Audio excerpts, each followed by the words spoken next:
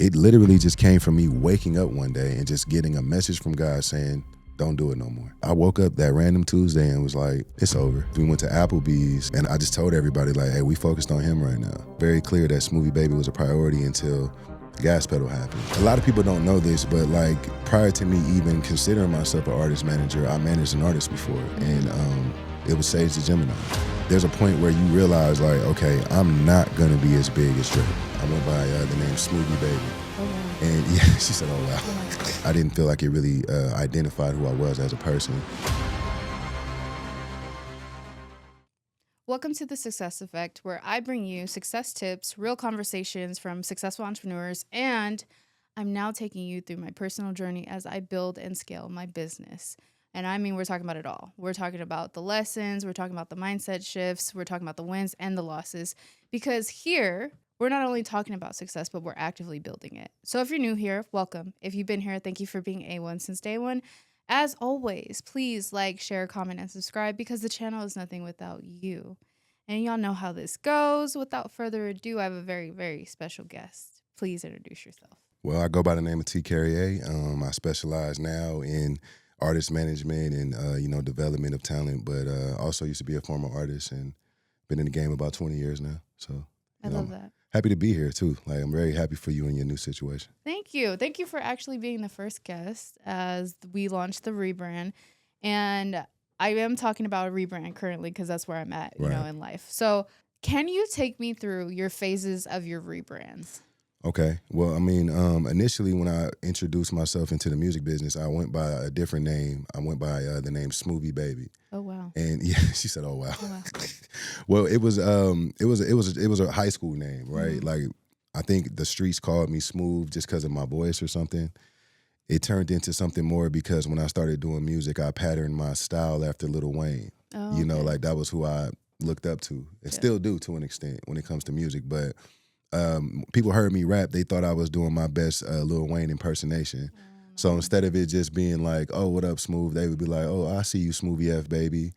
And they was like mocking me a little bit, but a few times people was giving respect for it. Like, you kind of sound like Wayne, bro. Yeah. And then I just took it on one. And so that was my introduction to the music business. But after I started getting more success from it, I didn't feel like it really identified who I was as a person. So I decided to go back to like a more natural grassroots situation and go by my name, and put on my family as well. Carriér is our family last name. That kind of got lost in translation due to like, moving from Louisiana, coming to California. And I wanted to highlight it a little bit more, and give the history and the heritage of it. So changing my name initially was a really tough thing because like you spoke to earlier off camera, the SEO thing was really cool with the Smoothie Baby thing. But now when you type in T. Carriér, you might get something not in relation to me. So that was an issue at first, but it's starting to catch up, over the 10 years that I changed my name. And then more recently, I just retired from music. So now I'm pivoting into artist management, trying to give back a little bit more to what I've experienced. And, now put artists and talent in position to do the same, if not bigger than me. So I like that you brought up identity because that was one of the things that I think most people are afraid about is losing that identity that they built. Sure. And I think it's such an unhealthy bond to have with with a persona that you may have created. I like how you mentioned, your beginning story where you were this one person, but then you went back to your roots, your actual identity that gave you more purpose behind it. So what would be your best advice for anybody that's like on the cusp of rebranding? Well, I mean, if you're on the cusp of rebranding, why? I mean, I think the why is more important because, I mean, for me, I rebranded because I wasn't secure with what I had going on, right? So maybe if I'd have jumped out the window with that initial name, maybe I wouldn't have felt the need to do so. But it also has to make sense for what you're trying to achieve.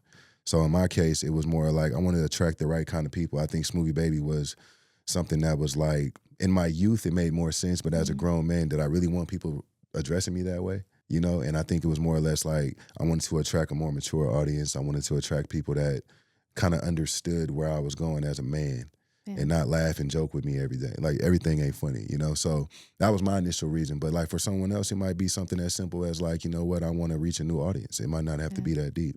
Yeah. I think most people are afraid of that because they get stuck in that I built this already. Yeah. Like these are the people. But like you It's said, tough, you want to attract a certain crowd. Like even like what I'm doing right now, the whole purpose behind it is because I want a true tribe. Like, I want the people that are going to show up to the events. I want the people that actually want to learn these things. And like, yes, being viral is very attractive and being trendy is very attractive. But a lot of it starts with you and like, what are you living by? What are your morals? What are your values? Are you living the life that you are saying you're living? You know, like the first thing I did was go to the drawing board and map out who it is I want to be. And then I started figuring out like, okay, I want to get in the gym again. I need to lose this weight. I want to look good. Not because anybody told me I didn't look good, but in all honesty, I wanted to be healthy. For sure. Like, it makes me feel more confident when I'm on stage. Makes me feel like the person that I want to be, which is the one, you know, roaming in the business world who's teaching people about rebrands and what it takes and taking them through the not so pretty parts of doing this transition. And they'll respect you more for it because they've seen you do it. You know what I mean? So it's almost like the old school practice what you preach. Like, you can't be out here giving advice. And I'm not saying just you, but any of us. We can't be giving advice to things that we wouldn't do for ourselves. Exactly. The credibility. It's like you going into a room full of, I don't know, let's see, teachers or something. And you're like, oh, well, I haven't taught yet, but I can teach you how to how to do this, or I can teach you a whole history lesson. I'm not saying that's impossible, but your credibility is not Don't even know the curriculum either. No. So you don't even know the guidelines to go. So let's talk about your transition from being an artist into artist management. So how has that been for you? What was the first step that led you to retirement? Well, a lot of people don't know this, but like prior to me even considering myself an artist manager, I managed an artist before, and it was Sage the Gemini. What? Yeah, and that was my introduction to putting someone before me in a sense of like, okay, his day-to-day stuff or trying to get him a record contract. That was something that kind of happened inadvertently. You know, like he was an artist that was adjacent to me. I don't want to say he was under me, but at the time I was the premier act in my label, Black Money Music Group. And so we were pushing my music, you know, like collectively. We had a whole team of people, and it was very clear that Smoothie Baby was a priority until Gas Pedal happened. And when Gas Pedal happened, we decided to pivot because it made the most sense. I mean, I sat down with my team, and I'll never forget this. We went to Applebee's, and I just told everybody, like, hey, we focused on him right now. And a few of my teammates were looking at me like, are you sure? Because we put a lot of work into this whole thing. And I was like, I'm positive, because what he has right now is going to put us all in a better position. And I wasn't wrong. You know what I mean? But it was like my first introduction to like understanding the value of helping someone else achieve their dreams. You know what I'm saying? Because at the time it was like tough for me as an artist to see that happen, not for myself. I was like, yo, like, what am I doing wrong? But I wasn't doing anything wrong. In fact, I was doing exactly what I was supposed to be doing. And so I think things didn't work out with him and I, and as far as like the long run, but I went back into doing music, and it just felt like maybe I was trying to fill a void or something. But I think I was more happy when I was supporting someone else's career. If I really look back at it, you know? So that's what made me want to go back to it. That takes a lot for you to put down your ego, because I think ego gets in most people's way. It got in my way for a minute. I mean, it wasn't like always like the best feeling, but what I did feel great about is like some of the people I met during that time, some of the contacts I made during that time, my relationship with record labels, and even the current record label Empire.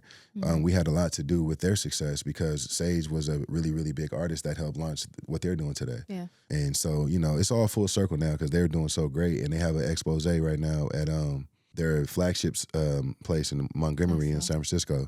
A whole museum dedicated to their origin, and that situation is on there. So I'm very proud of that. You're part of history. 100%. I love that.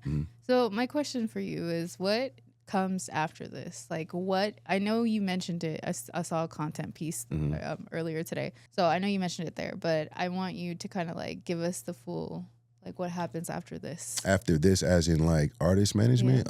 Well, I want to pivot into broadcasting. I mean, I think what we're doing right now is, again, it's adjacent to what I'm doing on social media. I want to be able to use my voice in a way where it's not just news, but it's media friendly, you know, and I want to be able to give just like you see the retired basketball players, I want to give my perspective on the music business the same way analysts in the sports world do. You know, so I would like to pivot into broadcasting and just kind of create a media hub, if you will. I think that would be really cool, because your spin on it is completely different from what I've consumed in the content sphere. I feel like you still have that connection to the artist movement. So you still care Yeah. about an artist. They're not just numbers right now. Yeah, I can relate. Yes. So it's easier for someone to, find you and utilize you as a real resource because you have so 100%. much knowledge behind it. And by the way, I do love your artist. She is amazing. Thank you. Don't know how you guys met, but I will listen to that story after, we get a little further down. We'll get to it. But what would you say has been the highlight since you started creating, more of that broadcasting kind of, well, I don't want to call it that. It's more like a vlog. Yeah. You created like a vlog. It's similar. It's a series or whatever. But you said the most rewarding thing about it? When I'm out and moving around and people come up to me and say, I like your content. Yeah. It's a little bit different because you know what? I wasn't getting that same love as an artist. Yeah. I think the fan interactions are different nowadays because when I was an artist, it's subjective. If you don't like my music, you may not even want to speak to me, right? But if it relates to you in a sense of like, I like what you be saying, I'm a little bit more approachable to them, so it's fulfilling in that way because I'm not doing it for, like you were saying, I'm not doing it to go viral. I'm not doing it to just ride a wave of what's going on. It's a genuine, like a lot of times I don't even rehearse what I'm going to say. Yeah. I don't have a docket of things that I'm speaking to. I really just go off how I feel. You know what I mean? So these are like one take videos. But that's the best kind of content. 'Cause Yeah, it's just my thoughts and my things that I would like to share. Maybe like someone else might tweet that. I just get on my phone real quick and be like, you know what I want to say, and it goes off from there. But yeah, I think the most rewarding thing is people telling me it's helpful. Have you been getting a lot of DMs for people to work with you now that you're out in the open with this? Okay. Yes, I've even had people reach out about me doing potential A&R jobs, and that was my next question. Would you do it? For sure. Oh, I want to work at a label. Yeah. I would like to work at Empire. I'm talking to trying to get a job over there. That's so cool. Mm-hmm. So have you thought about like what happens if you actually make it to that level? Yeah, I think we were speaking off air. I would like to help bring back artist development, and gatekeeping. Yeah, we need it. Yeah, we do. We need it. So I would like to be a part of that, as opposed to complaining about what's going on. I just want to be like a solution to it. There's too many people that's saying like, oh, we don't have people that really know what's going on in the music world.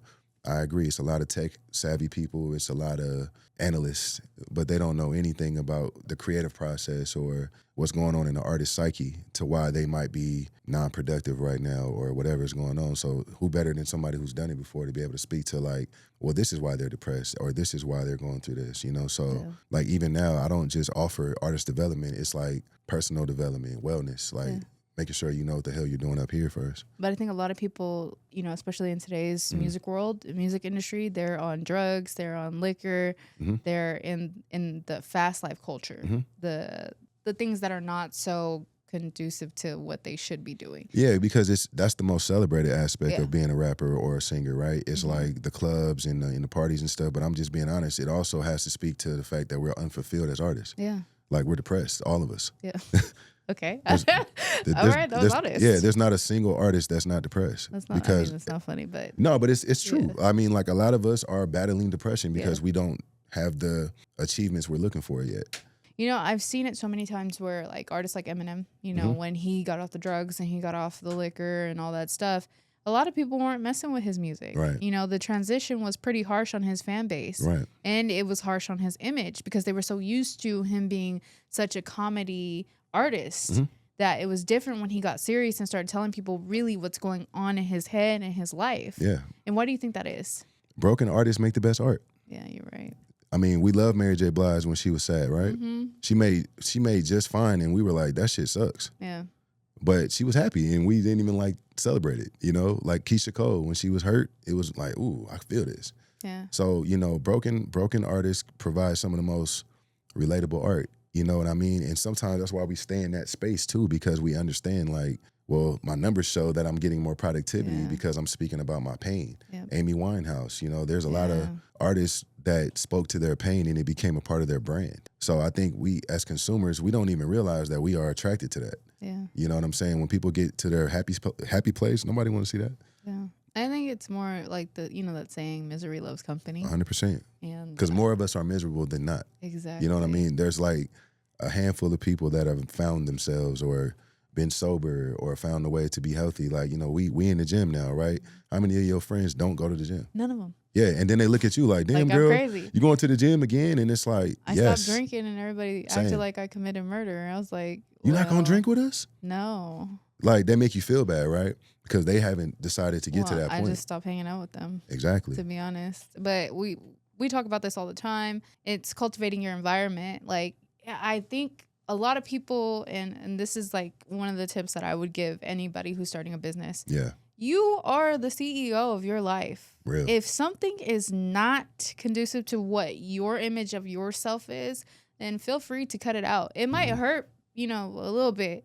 It might feel sad for a little bit, but you do have control over yourself. 100%. And I think I read it in The Mountain Is You. They talk about how your body is engineered to protect you, and it's engineered to keep you in safety. Yeah. Yes. So when it feels uncomfortable with change, it's because your body doesn't understand what you're doing. That's right. And it thinks that it's foreign. So you got to keep practicing that to get new habits, to get better habits overall. 21 days. Yeah. And so many people are not ready for that conversation. Is like, you're unhappy with, I don't know, like, let's say I was unhappy with my body weight. You're unhappy with that, but what are you doing? And I really had to ask myself that question. What are you doing? And you just said it. It's the conversations we have with ourselves that get us there. So I don't know if I indirectly answered it or not, but when you asked me about retirement, it literally just came from me waking up one day and just getting a message from God saying, don't do it no more. Yeah. Like, it wasn't a long, drawn out anything. I didn't have a conversation with anybody. I didn't consult with anybody. I literally woke up and I knew I had a busy weekend coming up. I had some stuff planned for Super Bowl weekend. And that weekend changed my life too. But that week I just was feeling a lot of stuff. And I woke up that random Tuesday and was like, it's over. I was surprised. I didn't see you out a lot. Oh, I was everywhere. But I felt like you were out. You just were not in the common places that normal people were going because they weren't fitting your lifestyle. I'm going to share something with you real quick. Okay. If I would have still been a rapper during Super Bowl week, I would have been everywhere that you was looking for me to be. Because that's where all the rappers was at. Yeah. I seen every rapper. I wasn't with none of the rappers. You wasn't. Like, when I seen you post, I said, what? He was there. I wasn't with none of the rappers. And it was crazy because I felt like intentionally God put me in that space that week for a reason, because I wouldn't have been able to maneuver like that if I was operating under the artist's, expectations, but everything happens for a reason, and I'm hella grateful. Like, I've been so much happier since I retired too. I love that. And you know what? Like you said, when you get this vision, so many of my friends that I have now, they say the same thing. Yeah. When you get a vision, it's going to be really hard for you to ignore it. And your life is not going to be happy until you start listening to that inner voice that you might have. Right. And I think a lot of people have that difficulty of like, hey, I should probably listen to the voice that's been telling me that I need to do what I know I should be doing, but I don't want to do it. It all boils down to, like, being in denial too. Yeah. A lot of people know, because I'm going to be honest with you, I've had success in my music career, but let's be honest, like, there's a point where you realize, like, okay, I'm not going to be as big as Drake. Yeah. You just have to have those conversations as a rapper, as a singer, whatever. You have to know your benchmark of, like, where am I really going to go with this, right? So to me, I felt like I had reached my peak. I felt like I had plateaued as an artist because, I'm in a space where it's like, okay, I'm entering my late 30s. What more can I do if I'm still underground? Yeah. You know what I'm saying? Yeah, and still trying to get to the top. It's going, I'm not saying it's not possible, but okay, what do I want to spend my time and the rest of my life doing that? Yeah. Or could I be using my experiences to help someone else who's maybe early in their journey and need the support? Because that's what I've always needed, was support. So I'm looking around and I'm looking at all these talented people that's like, damn, they would be so much further if they had a team. Yeah, if they had somebody there. If they had somebody to help them. So instead of me being the guy trying to hoard all the information, I'm just sharing it now. Yeah. See, I think also, like we were talking about, it's hard to let go of things. Like, one of the hardest decisions I had to make was like leaving my old studio to come to this one. Nice studio too. Thank you. Shout out to Dr. Stans. But there were certain aspects that I had to really take into consideration, like including the producer that we're working with. He is monetized. And to be where I want to be, that is one of those people that are in line with where I want to be. Right. Like, surrounding yourself with what you need versus what you want is what triumphs. And you have to be able to be adult enough to have that type of conversation. That's too. Real. Is to tell yourself, like, hey, we want this, so what are you going to do? That's real. And then coming up with a plan, I was like, all right, if we do this, we can't go back. Like, you got to keep the promises to yourself. Hold yourself accountable. Yes, because if you don't, then how can you keep promises to anybody? That's real. You are the most important person in your own life. And that stuck with me the most. I think that's been like every day I wake up, I'm like, you have to keep your promise to yourself. Even when I'm tired, I'm like, I don't want to go to the gym. I just work 12 hours. But it sounds like you care about how people perceive you and also how you conduct yourself. You know what I mean? Because some people don't care. You know what I mean? Care. Yeah, I care. You know what I mean? At least when it comes to me, because the vision that you've had in your head of who you are and who you should be, it should be a part of your brand because that's what you are. This is your personal brand. It's you. Who are you? And if you can't answer that question, you need to go back to the drawing board. 100%. And a lot of people, they're out here with these personas, but they're not the actual personality. Exactly. Like they're not them. Which is what leads to the depression. And you're not sure of yourself, right? So you're walking around presenting a version of yourself that you think other people want to see. With me, for example, I felt like I had got stuck in this box because of, like, for example, maybe the type of music I used to make when I was younger. I used to make a lot of raunchy, booty shaking club music. But not aligned. But I'll tell you this, there were a lot of DJs and people in the business at that time that were hell bent on championing that type of music because it was becoming successful. We had Travis Porter out. We had I love Travis Tyga had just had an explosion with like Rack City, and then Love Ranch, which is my homie. Shout out to Love Ranch. Took us to a new height, right? As a region, right? Yeah. So then I had DJs telling me like, well, shit, if you ain't got nothing like that Love Ranch, I don't know what to tell you. So, you know, all of the homies, we like, shit, we need some ass shaking music. See, that sucks though, because they'll get one song, one type of sound. I think you said it. And then they'll just keep going to make that same sound. And it's unfortunate because you may have not, like, and I know I'm telling your business, Sue, but I'm just being honest. Sue, that was originally an I Am Sue record. Yeah. And I Am Sue, I don't know if people are familiar with his style, but that wasn't his style of music per se. Yeah. And he said it straight up. I didn't want to be known as the guy with the peace song. You know what I'm saying? But Ranch, on the other hand, he had a brand that was a little bit more in line with that. So it was like, well, let's market this as your song. Yeah. But I know in hindsight, you know, the success or whatever happened for Ranch, but Sue didn't want that to be his jacket. Yeah. You know, so this guy here, I didn't want that either. Over a period of time, I was like, let me do stuff that's a little bit more introspective and true to me. You know what I mean? But I know my fans didn't like it at first. They were like, man, where is the slaps at? But again, you know, you have to be willing to step outside of that and, you know, do what makes you happy. Because if not, you're gonna be sad even just putting out music. Well, apart from the rebrand, we're gonna shift a little bit. Yeah. You also have your own company. Yes. I feel like we should talk about that. Yeah, let's talk about it. How did that begin? How did that start? How did that come about? Purple Luxury Club actually started when it was only going to be a merch brand. I was in LA one time and I was, you know, soaking up a lot of Nipsey's ideologies and stuff. Rest in peace to him as well. But at the time, I wasn't a huge Nipsey Hussle music fan. I was more in love with how he thought, like his mind.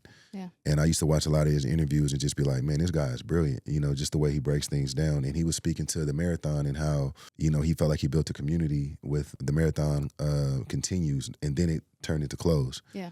I didn't have anything like that. So at the time, I was like, I want something where it can also speak to my personality and my values. Purple is a very important color to me. It speaks to royalty and, you know, luxury, elegance. And it also was the color that my favorite artist, Prince, embraced.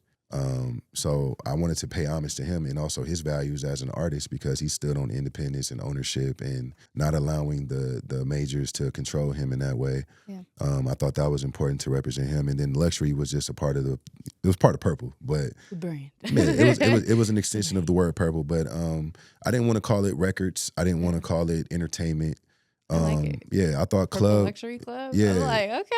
Like it sounds like a yacht club. Yeah, it's like hold on, y'all going to the Purple Luxury Club? Yeah, I remember when I first wore I had like a prototype hoodie I wore to Universal Studios, and I had a bunch of people asking me like, what is that? Yeah. And that's when I knew like, okay, this could be something special. But I pivoted recently into making it more solely on my management in my entertainment company because I think it can do more for people in that way.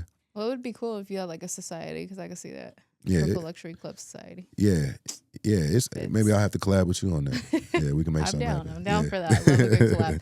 But I think it's cool that you're showing the expansion. Not only did you level up and you switched from artistry to management, and you also have merch plus the actual business behind it. Mm-hmm.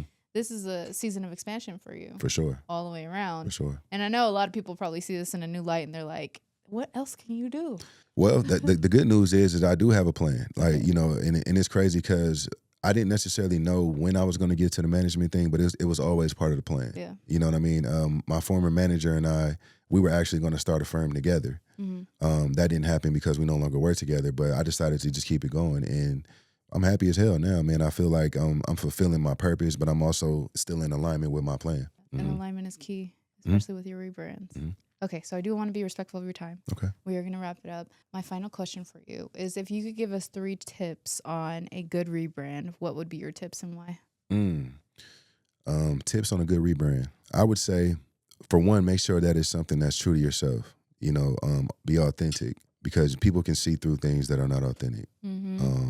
When it's something, when it's something that's forced, when it's something that's coming from a place of, you know, just like you said, trying to clout chase or be a part of a trend, people can see through that. You know, I would also say do your research. Make sure that you're not attaching yourself to something that already exists. Yeah. It happens a lot. A lot of people go for all in on something, and then they find out later that there's 4 of them with the same name, with the same everything. So also do that research, and you know, and also like, don't be afraid to fail. You know what I'm saying? Because like, that's a good one. Yeah, because like it's so scary to put an idea out there. You know, and I mean, I've put a lot of ideas out there that have failed, but it's okay because, you know, you learn from that. It's like market research. Like, oh, you know what? They liked the way I talk, but they didn't like the content or the subject matter. So it's like, all right, I used to do a series where I tried to do movie reviews because I was getting into film and I thought I could attract the film community. But instead, I felt like I was chasing something that wasn't really true to me because I didn't really love it. Yeah. But people did appreciate my opinion. Yeah. You know, so then I realized yeah, so there's value in my opinion, but it needs to be in line with what I care about. Yep, something that you're passionate about. Well, thank you so much. This has been a very enlightening conversation. Thank you. Thank you for being here to talk about rebranding, and I appreciate your time. I appreciate you for having me. Thank you so much. I wish you the best. Thank you. One more thing. Can you tell the audience where to find you? You can find me on social media right now. Go to Instagram, Carriér Music. I'm not on TikTok as much, but you can find me on there as well under the same name. I'll be everywhere you need me to be. All right. Okay, you guys, there you have it. As always, please like, share, comment, subscribe, and don't forget, the magic is always you. Bye, y'all.